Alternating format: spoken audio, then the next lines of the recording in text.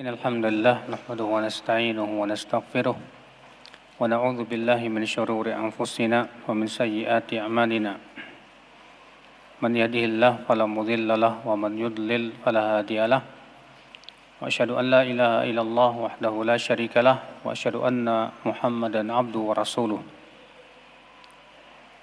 قال الله تعالى في كتابه الكريم يا أيها الذين آمنوا اتقوا الله حق تقاته ولا تموتن إلا وأنتم مسلمون أما بعد. Ikhwatul Islam, kita melanjutkan kajian kita yaitu Al-Jam'u Bainas Sahihain.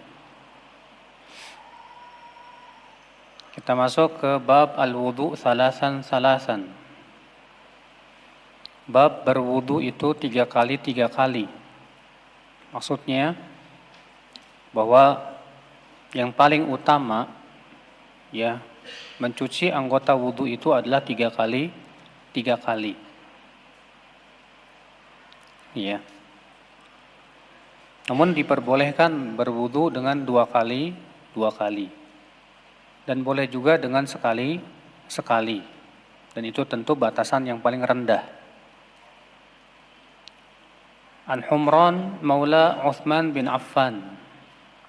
Dari Humran Maula Uthman bin Affan, annahu ra'a Uthmana da'a biwudu'in فأفرغ على يديه من إنائه فغسلهما 3 مرات ثم أدخل يمينه في الوضوء ثم تمضمض واستنشق واستنثر ثم غسل وجهه 3 ويديه إلى المرفقين 3 وفي رواية غسل يده اليمنى ثم غسل يده اليسرى ثم مسح برأسه ثم غسل كل رجل 3 في رواية إلى الكعبين وفي رواية غسل رجله اليمنى ثم اليسرى ثم قال رأيت النبي صلى الله عليه وسلم يتوضأ مثل أو نحو وضوء هذا وقال من توضأ نحو وضوء هذا ثم صلى ركعتين لا يحدث فيهما نفسه غفر الله له ما تقدم من ذنبه. ولمسلم قال ابن شهاب وكان علماؤنا يقولون هذا الوضوء أسبغ ما يتوضأ به أحد للصلاة. وفي رواية من توضأ مثل هذا الوضوء ثم أتى المسجد فركع ركعتين ثم جلس غفر له ما تقدم من ذنبه قال وقال النبي صلى الله عليه وسلم لا تغتروا. ولمسلم في رواية من توضأ هكذا غفر له ما تقدم من ذنبه وكانت صلاته ومشيه إلى المسجد نافلة. وفي رواية فلما توضأ عثمان قال ألا أحدثكم حديثا لولا آية ما حدثتكموه سمعت النبي صلى الله عليه وسلم يقول لا يتوضأ رجل فيحسن وضوءه ويصلي الصلاة إلا غفر له ما بينه وبين الصلاة حتى يصليها. قال عروة الآية إن الذين يكتمون ما أنزلنا من البينات. Dari Humran Maula Uthman bin Affan, ya, bahwasanya ia melihat Uthman bin Affan meminta air wudu, ya, untuk apa? Untuk mempraktikkan bagaimana tata cara wudu Nabi Shallallahu Alaihi Wasallam. Fa'afragha ala yadayhi min ina'ihi, maka Uthman bin Affan pun menuangkan air kepada 2 tangannya dari bejananya. Artinya Utsman menuangkan bejana kemudian untuk mencuci tangannya di luar bejana. Dan itu beliau lakukan 3 kali. Setelah beliau mencuci 2 tangannya di luar bejana, tsumma adkhala yaminahu fil wudu. Kemudian beliau memasukkan tangan kanannya itu di dalam air wudu. Thumma tamadmada wastansyaqa wastantara. Kemudian beliau berkumur-kumur dan istinsyak. Apa itu istinsyak? Menghirup air ke hidung. Dan istinthar, yaitu mengeluarkan air dari hidung. Ya, thumma ghassala wajhahu thalathan. Kemudian beliau mencuci wajahnya 3 kali. Wa yadahi ila mirfaqaini thalathan, dan mencuci 2 tangannya sampai siku-siku 3 kali. Dan dalam satu riwayat beliau mencuci tangan kanannya, kemudian mencuci tangan kirinya, kemudian beliau mengusap kepalanya, kemudian beliau mencuci setiap kakinya 3 kali. Dan dalam sebuah riwayat beliau mencuci kakinya sampai mata kaki. Dan dalam riwayat yang lain beliau mencuci kaki kanannya, kemudian mencuci kaki kirinya. Kemudian Utsman berkata, aku melihat Nabi SAW berwudu seperti wuduku ini. Dan beliau bersabda, barang siapa yang berwudu seperti wuduku ini, kemudian ia sholat 2 rakaat, tidak membicarakan pada dirinya dalam yang dimaksud dengan tidak berbicara dalam dirinya yaitu tentang urusan dunia, maka Allah akan ampuni dosa-dosanya yang telah berlalu. Dan dalam riwayat Muslim, Ibnu Syihab berkata, adalah ulama-ulama kami berkata, tata cara wudu ini adalah yang paling sempurna dilakukan oleh seseorang untuk sholat. Dan disebutkan dalam sebuah riwayat, barang siapa yang berwudu seperti wuduku ini, kemudian ia mendatangi masjid, lalu ia sholat 2 rakaat, kemudian ia duduk. Ya.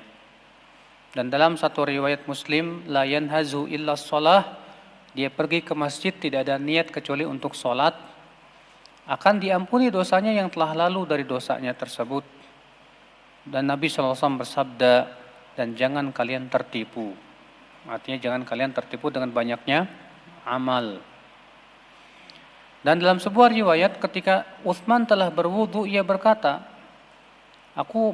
maukah aku sampaikan kepada kamu sebuah hadis yang kalau bukan karena suatu ayat aku tidak akan sampaikan kepada kalian.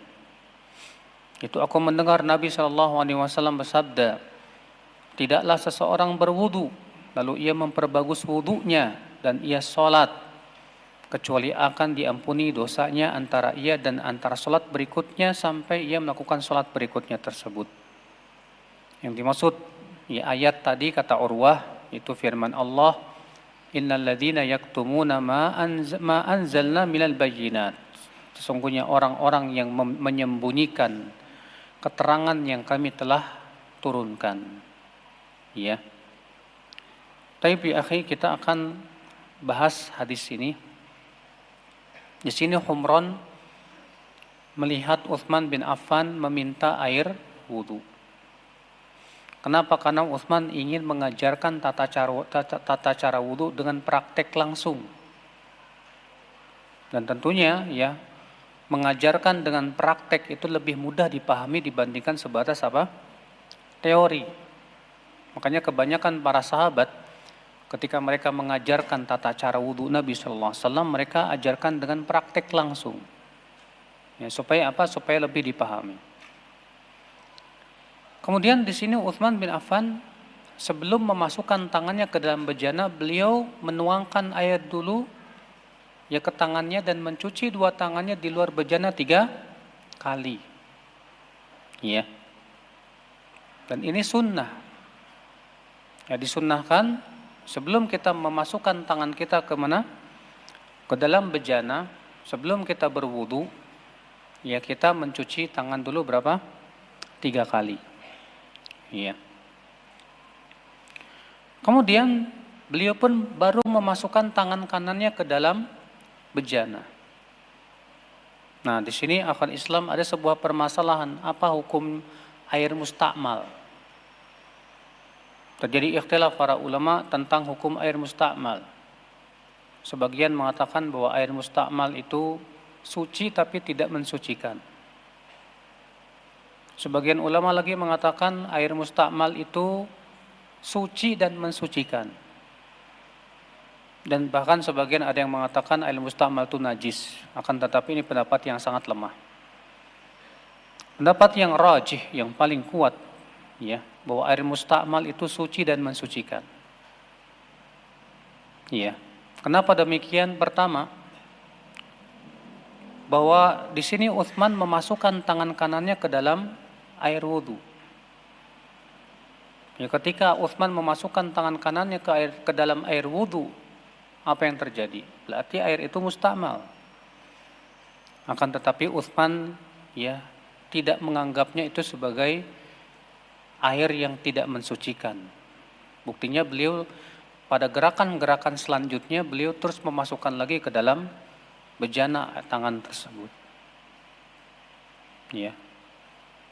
Dalil yang lainnya yang menunjukkan bahwa air musta'mal itu suci dan mensucikan, yaitu bahwa Nabi Shallallahu Alaihi Wasallam pernah mandi dengan air bekas mandinya Maimunah, istri Nabi Shallallahu Alaihi Wasallam.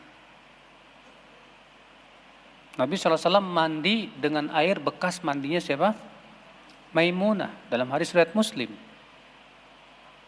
Kalaulah air musta'mal itu tidak mensucikan, tentu Nabi Shallallahu Alaihi Wasallam tidak akan menggunakan air mandi bekas mandinya siapa? Maimunah. Ya. Maka itu yang saya pilih dari pendapat para ulama, bahwasanya air musta'mal itu tahur, suci dan mensucikan. Kita lanjutkan. Kemudian beliau berkumur-kumur, istinsyak dan istinthar. Di sini ada sebuah perselisihan ulama juga mengenai hukumnya. Apa hukum berkumur-kumur, istinsyak dan istinthar? Menjadi dua pendapat. Pendapat yang pertama mengatakan bahwa berkumur-kumur, istinsyak dan istinthar itu hukumnya sunnah. Dan ini pendapat Imam Syafi'i rahimahullah. Dasarnya apa? Ayat. Kata mereka, karena Allah di dalam ayat wudu tidak menyebutkan berkumur-kumur. Allah mengatakan, idza kumtum ila sholati faghsilu wujuhakum. Apabila kalian hendak berwudu, hendak sholat, hendaklah cuci wajah kalian itu. Berarti kata mereka, Allah dalam surat Al-Maidah ayat 6 ini tidak menyebutkan berkumur-kumur. Kalaulah berkumur-kumur itu hukumnya wajib, tentu Allah akan menyebutkannya. Sementara Imam Ahmad bin Hanbal berpendapat bahwasannya berkumur-kumur, istinsyak dan istinthar itu hukumnya apa? Wajib. Mana dalilnya? Ayat itu juga. Allah mengatakan, cucilah wajah kamu, sedangkan mulut dan hidung termasuk apa? Wajah. Yang kedua, karena adanya perintah dari Nabi Shallallahu Alaihi Wasallam, seperti dalam riwayat Abu Daud, idza tawadda'ta famadmid. Kalau kamu berwudu, maka hendaklah kamu berkumur-kumur. Demikian dengan lafaz perintah. Sedangkan perintah itu pada asalnya hukumnya apa? Wajib. Tidak boleh dipalingkan kepada sunnah kecuali dengan dalil, dan tidak ada dalil yang memalingkan. Terlebih Nabi Shallallahu Alaihi Wasallam tidak pernah satupun sekalipun beliau berwudu tanpa berkumur-kumur. Tidak pernah ada satupun sahabat yang menukil kepada kita bahwa Nabi Shallallahu Alaihi Wasallam berwudu tanpa berkumur-kumur, tanpa istinsyak dan istinthar. Maka dari itu pendapat yang paling kuat, wallahu a'lam, bahwa berkumur-kumur, istinsyak dan istinthar itu apa? Hukumnya wajib. Iya. Kita lanjutkan. Kemudian beliau berkumur-kumur. Dan beliau istinsyak dan istinthar. Dalam satu riwayat yang lain, min kaffin wahidah, dari satu apa? Telapak tangan. Artinya bahwa Rasulullah SAW berkumur-kumur, istinsyak dan istinthar itu langsung dari satu telapak tangan. Kita ambil, kemudian air itu langsung dimasukkan ke mulut dan sekaligus hidung. Ya. Dan ketahuilah akal Islam meriwayat bahwa Nabi SAW memisah antara berkumur-kumur dan istinsyak itu ada padanya kelemahan. Justru riwayat-riwayat yang sahih, Nabi SAW tidak memisahkan antara berkumur-kumur dengan istinsyak dan istinthar. Ya. Jadi Nabi SAW mengambil dengan satu telapak tangan, kemudian langsung berkumur-kumur, langsung apa? Istinsyak begitu. Ya. Kemudian dalam istinsyak yang harus diperhatikan apa, Pak? Hendaknya kita bersungguh-sungguh dalam menyedot air itu. Makanya dalam riwayat Abu Daud, Nabi SAW bersabda apa? Wabalik fil istinsyak. Bersungguh-sungguhlah di dalam menghirup air ke hidung. Memang di awal-awal sakit, Pak, tapi insya Allah selanjutnya enggak. Dan itu ternyata subhanallah ya secara kesehatan bagus. Ya wabalik fil istinsyak illa an takuna shaiman, kata Rasulullah. Bersungguh-sungguhlah dalam menghirup air ke hidung kecuali kalau kamu sedang puasa. Kenapa? Kalau sedang puasa karena dia khawatirkan akan apa? Tertelan. Iya. Baik, kita lanjutkan. Tsumma tamadmada wastansyaqa, kemudian beliau berkumur-kumur dan istinsyak. Wastanthara, dan beliau beristinthar. Dan dalam riwayat Abu Daud ada riwayat bahwasanya Ibnu Abbas ketika istinthar mengeluarkan air dari hidung itu beliau keluarkan dengan tangan kirinya. Ya. Jadi beliau ketika istinsyak pakai tangan kanan, kemudian ketika keluarkan pakai tangan apa? Pakai tangan kiri. Ya. Baik. Tsumma ghassala wajhahu thalathan. Kemudian beliau mencuci wajahnya 3 kali. Apa batasan wajah? Kata para ulama, batasan wajah itu lebarnya itu dari admun nati. Ini ya, kalau telinga ini ada yang nyembul nih. Ada kayak tulang rangu kata orang Sunda ya. Tulang lunak di sini nih sampai ke sini lagi. Ini lebarnya. Adapun panjangnya itu ya dari mambati sya'ar, dari tempat tumbuhnya, batasan tempat tumbuh apa? Rambut sampai ke mana? Dakan, dagu. Karena disebut wajah itu apa sih, Pak? Dalam bahasa Arab wajah itu ma tahsulu bihil muwajahah. Yaitu yang tampak ketika kita saling berhadapan, itulah wajah. Ya, adapun yang di bawah ini nih dagu, maka ini tidak termasuk apa? Wajah. Ya. Nah ini. Kemudian beliau mencuci wajahnya 3 kali. Dan dalam riwayat Abu Daud, Ibnu Abbas memberikan contoh bagaimana caranya.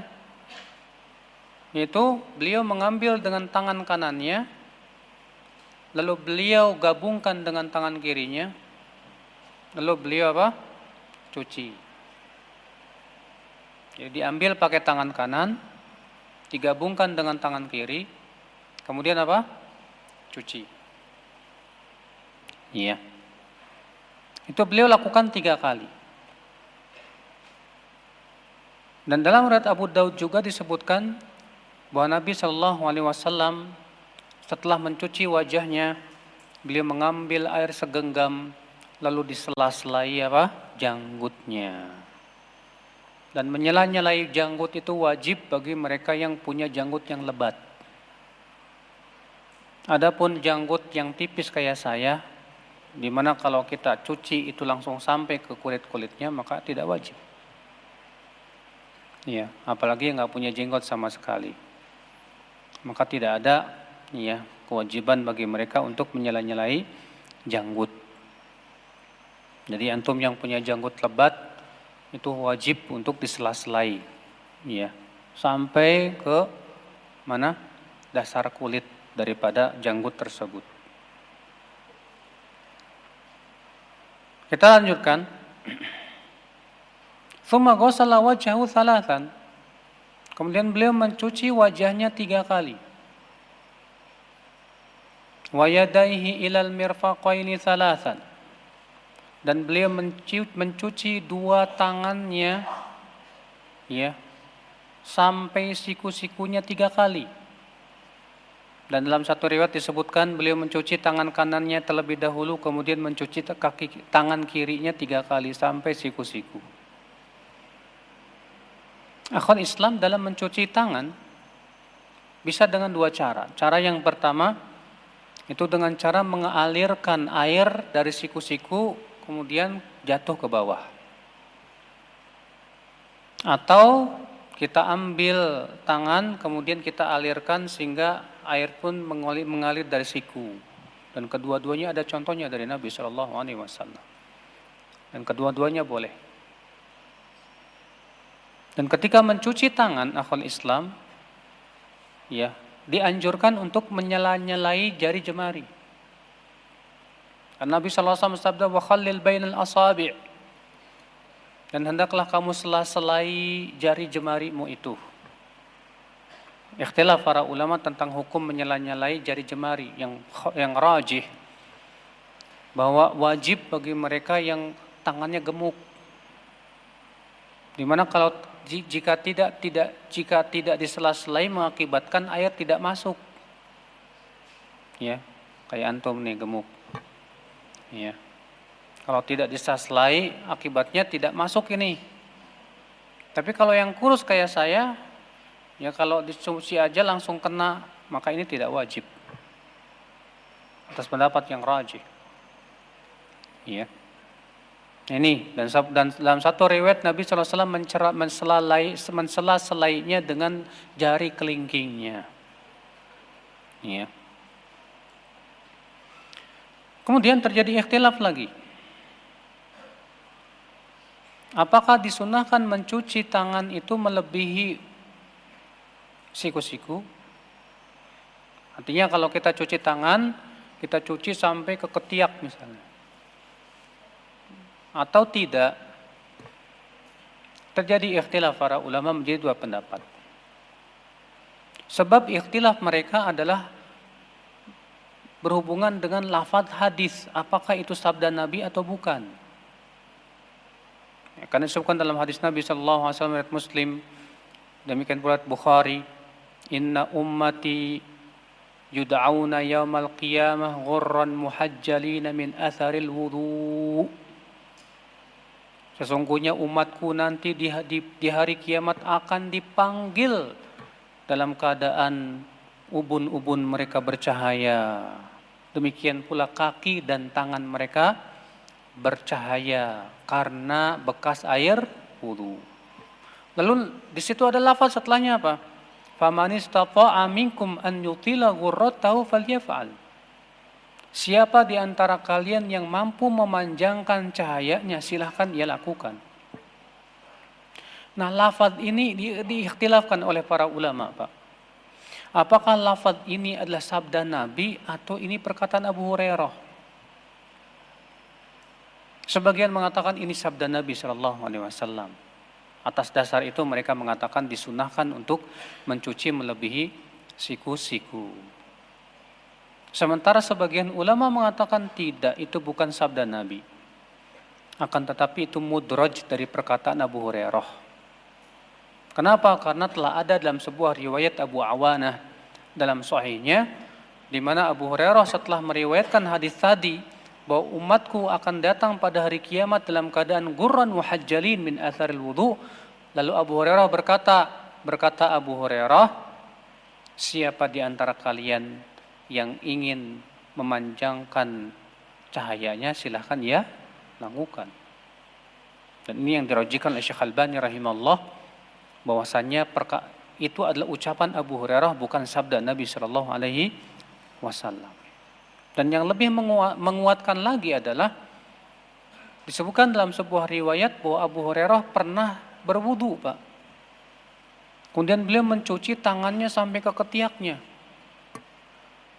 Kemudian ketika beliau mencuci kakinya, beliau cuci kakinya sampai ke dengkulnya.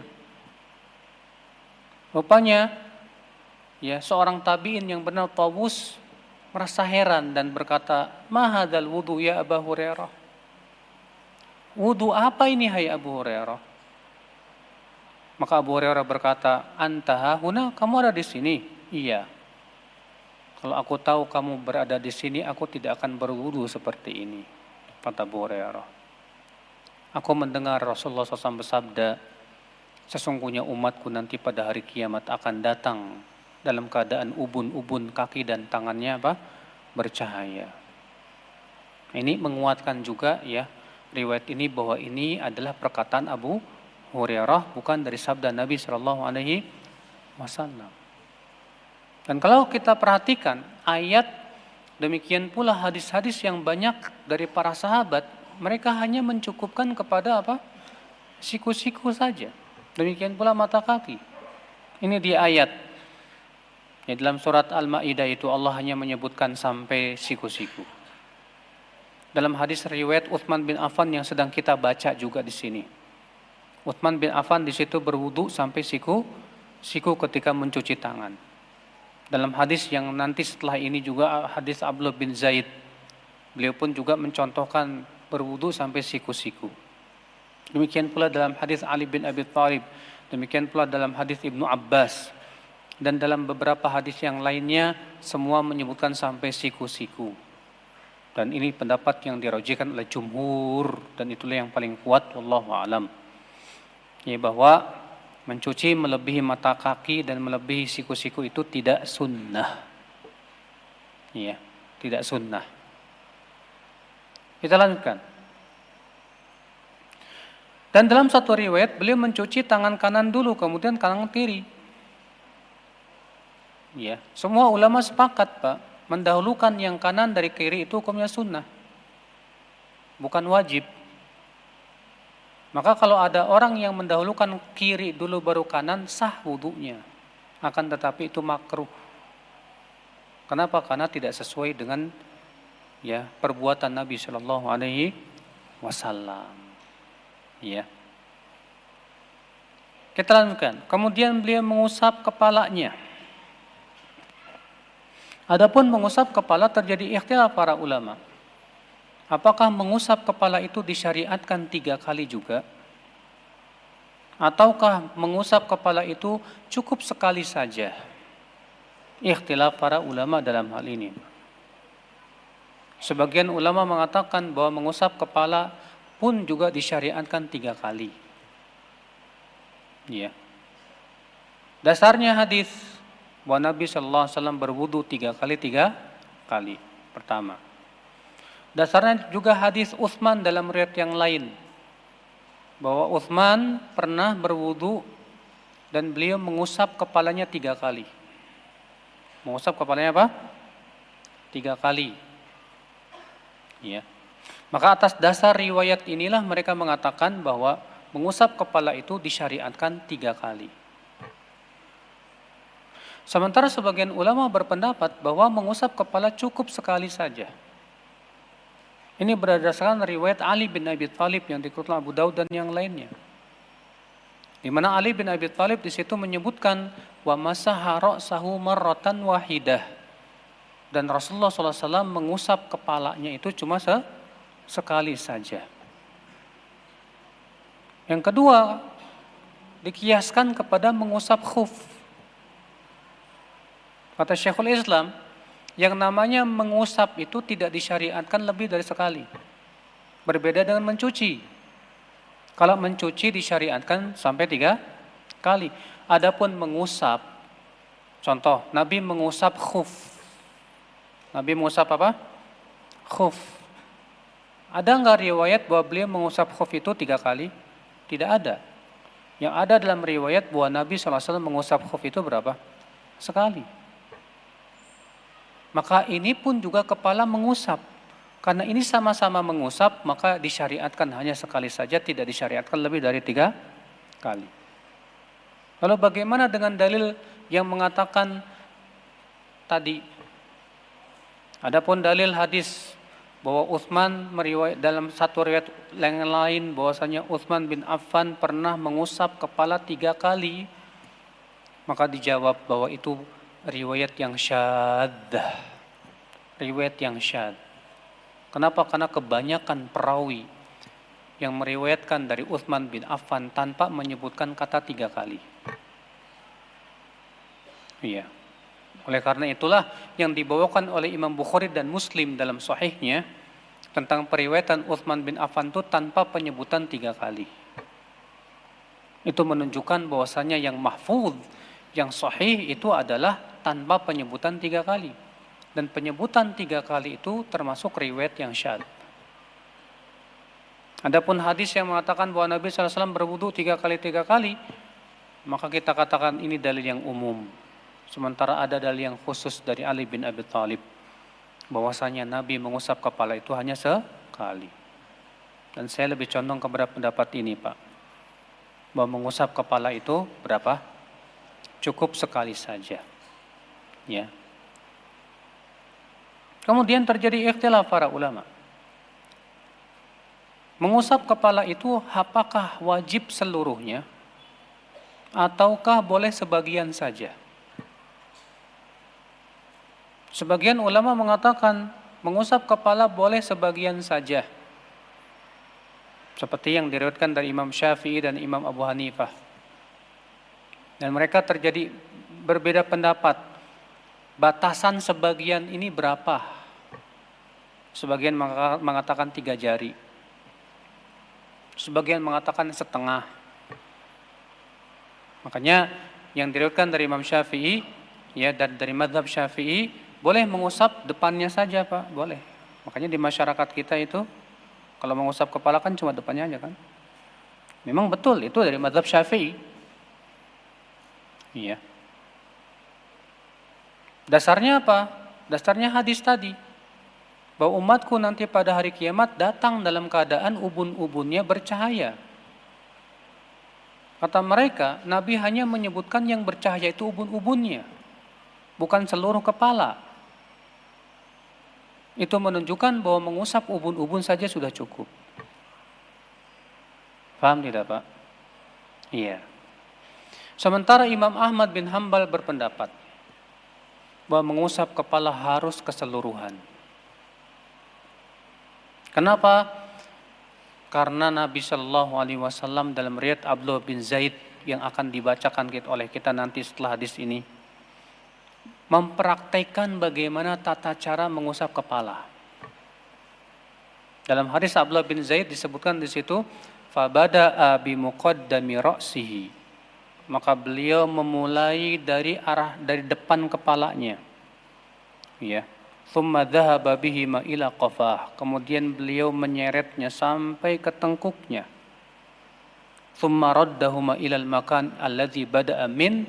Kemudian beliau mengembalikan ke tempat yang beliau mulai darinya. Berarti di sini Nabi Shallallahu Alaihi Wasallam mengusap kepala seluruhnya tidak? Mengusap.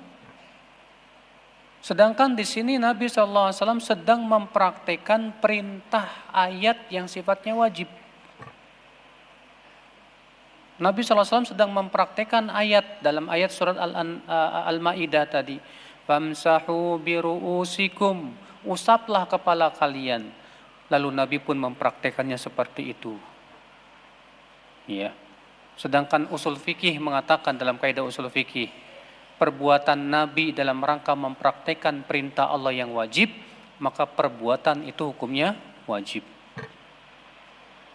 Dan ini yang dirajikan oleh Imam Ahmad bin Hanbal, dan kepada pendapat ini saya condong. Saya lebih condong kepada pendapat Imam Ahmad bahwa wajib mengusap kepala itu seluruhnya, Pak. Seluruhnya. Ya. Nah, ketika mengusap seluruhnya, apakah harus bolak-balik atau boleh sebalik aja? Jawab, ada 2 riwayat. Riwayat yang pertama, dalam riwayat Abdullah bin Zaid tadi, Nabi memulai dari depan, kemudian diseret ke belakang, kemudian dibalikan lagi ke depan.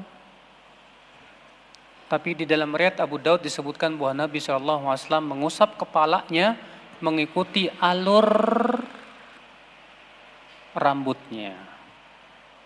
Lalu Imam Ahmad memberikan praktek, diambilnya air, lalu beliau mengusap ke belakang sekali, selesai. Jadi kalau misalnya antum mengusap hanya sebatas sekali aja dari depan ke belakang, udah selesai, nggak masalah. Karena ini ada contoh juga dari Nabi Shallallahu Alaihi Wasallam, terutama buat antum yang rambutnya misalnya takut acak-acakan, ya, udah ke kantor, udah ganteng-ganteng, udah pakai minyak rambut, ya, gara-gara wudhu jadi acak-acakan, ya udah, ya, bisa antum tadi caranya ambil ke belakang sekali dah selesai, ya, tanpa harus merusak rambut antum. Alhamdulillah. Nah, ini akhwal Islam, azani Allah wa iyyakum, tentang mengusap kepala. Taib, kita lanjutkan. Jadi ini khilaf para ulama, ya, makanya dalam masalah khilafiyah ini Pak, kita hanya sebatas merojihkan saja. Kita tidak menganggap yang tidak sesuai dengan pendapat kita sesat, tidak. Karena ini masalah ijtihadiyah, masing-masing punya hujah, punya dalil. Ya, kalau antum misalnya merojihkan pendapat Imam Syafi'i, ya silakan saja. Yang jelas selama kita dasarnya jelas, dalilnya sahih, silakan. Iya. Kita tidak saling memaksakan pendapat kita dalam masalah-masalah khilafiyah seperti ini. Baik ya akhi, kita lanjutkan. Kemudian beliau mencuci setiap kakinya 3 kali sampai mata kaki. Dalam satu ayat yang lain, beliau mencuci kaki kanannya kemudian kaki kirinya. Dan dalam riwayat yang lain Ibnu Khuzaimah dan yang lainnya, Rasulullah sallallahu alaihi wasallam menyela-nyelai jari-jari kakinya dengan kelingkingnya. Jadi jangan lupa ketika mencuci kaki, Pak, jangan lupa untuk apa? Sela-selai. Yang kedua, ketika mencuci kaki jangan sampai ada yang tertinggal. Karena disebutkan dalam satu riwayat Nabi sallallahu alaihi wasallam melihat para sahabat mencuci kaki dalam keadaan tumitnya nggak kena, tumitnya tidak tercuci, maka Nabi berteriak dengan suara yang keras, ya, wailul lil aqabi minan nar, kata Rasulullah, neraka wail, celaka tumit-tumit dari api neraka itu, gara-gara mereka mencuci kaki tapi tumitnya apa, ya, nggak kecuci. Dan dalam riwayat Abu Daud, Nabi SAW pernah melihat seorang laki-laki sedang sholat. Dan rupanya di kakinya itu ada sebesar dirham yang belum terkena air. Maka Nabi SAW memerintahkan ia untuk mengulangi wudhu dan sholatnya. Ya. Berarti kalau misalnya kita lagi sholat terus kita ngelihat kaki kok ada yang belum terkena air ini, maka wajib kita mengulangi wudhu kita dan sholat kita. Maka itu hati-hati, karena seringkali kita tergesa-gesa Pak nyuci kaki itu Pak. Akibatnya kemudian entah itu tumitnya atau perut kakinya atau bagian punggungnya ada yang nggak kena air wudhu. Ini bahaya Pak. Ya, kenapa? Karena terancam dengan api neraka itu. Ya. Kita lanjutkan. Kemudian Uthman berkata, siapa aku melihat Nabi sallallahu alaihi wasallam berwudu seperti wuduku ini. Dan Uthman berkata, dan Rasulullah bersabda, siapa yang berwudu seperti wuduku ini. Kemudian ia sholat 2 rakaat, yaitu 2 rakaat wudu, di mana ia tidak berbicara pada dirinya tentang urusan dunia ketika sholat. Artinya dia betul-betul khusyuk.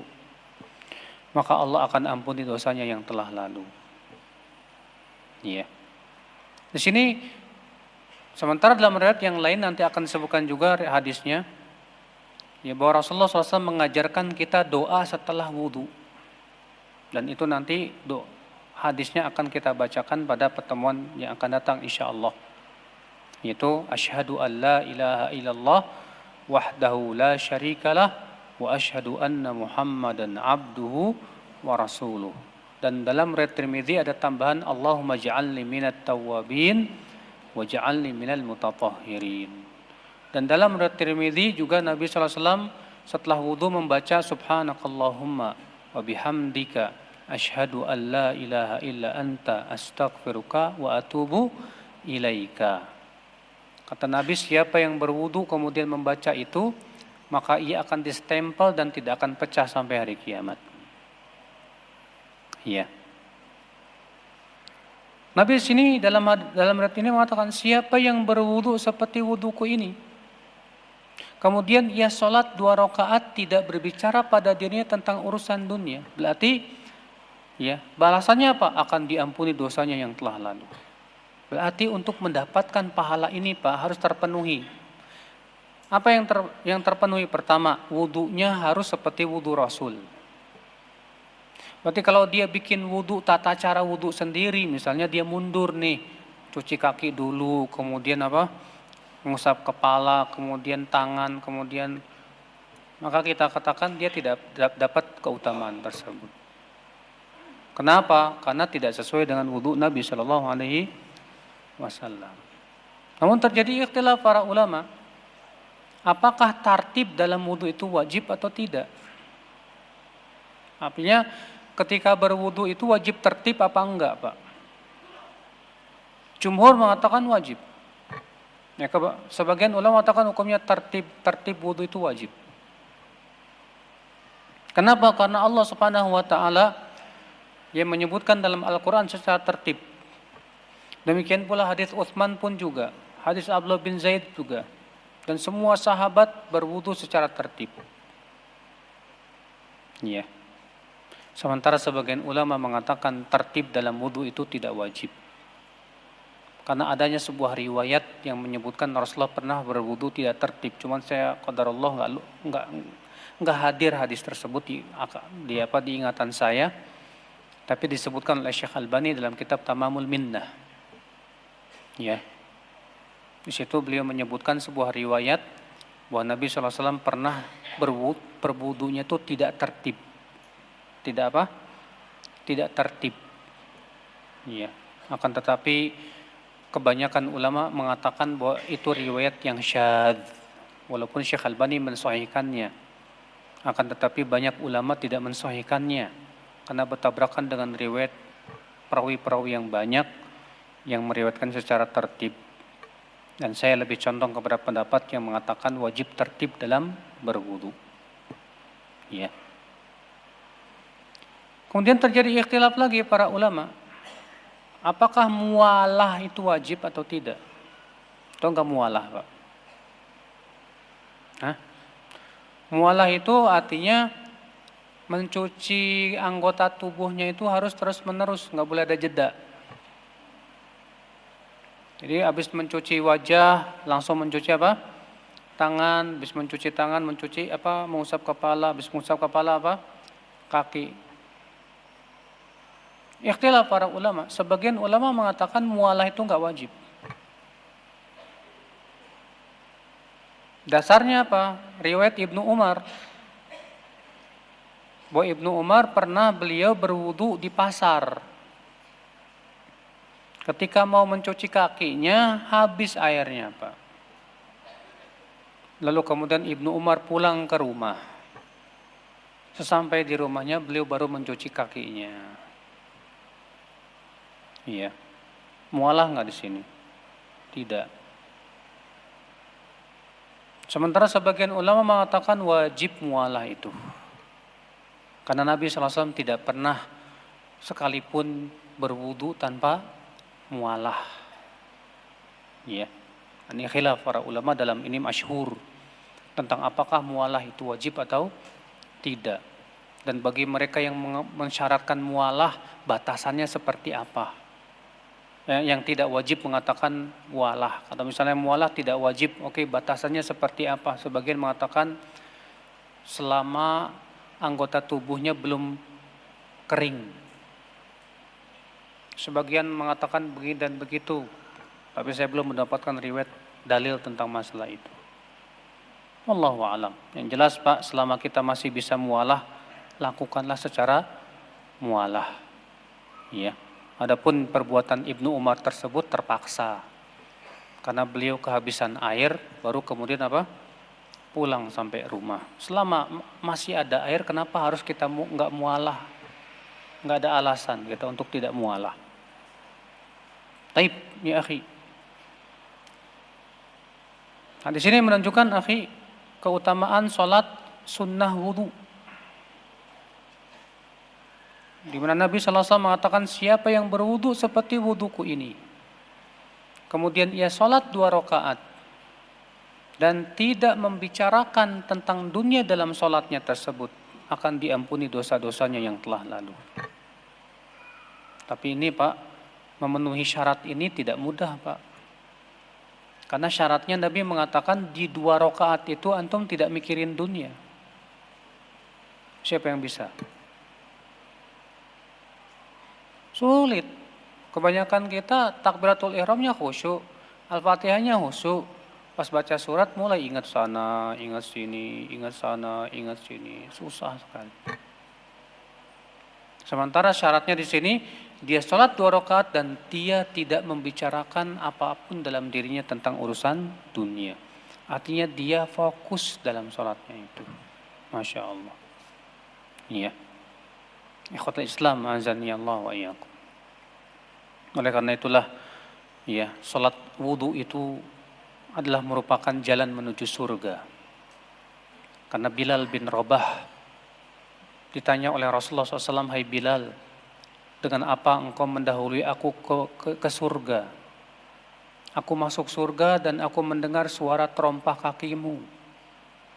Kata Bilal, "Hai Rasulullah, tidaklah aku berwudu kecuali aku sholat 2 rakaat. Tidaklah aku berhadas kecuali aku berwudu. Lalu kemudian aku pun sholat 2 rakaat. Kata Rasulullah, dengan itu kamu masuk surga." Ya, Masya Allah. Allahu alam. Nampaknya sudah masuk waktu Isya. Ini saja yang disampaikan. Subhanakallah bihamdik. Asyhadu an la ilaha illa anta, astaghfiruka wa atubu ilaik. Assalamualaikum warahmatullahi wabarakatuh.